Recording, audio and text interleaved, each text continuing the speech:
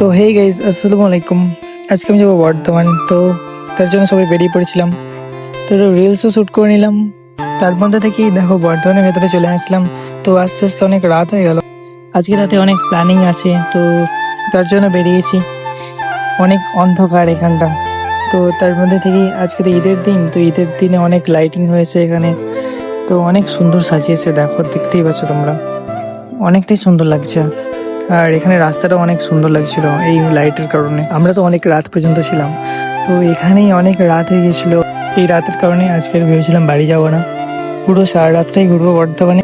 তো ওটা ভেবেই আজকে রাতে পুরো ঘুরছিলাম, পুরো বর্ধমান ঘুরছিলাম। তো তোমরা দেখতে পাচ্ছ এটা রাস্তাটা নবাবহাট যাওয়ার রাস্তা।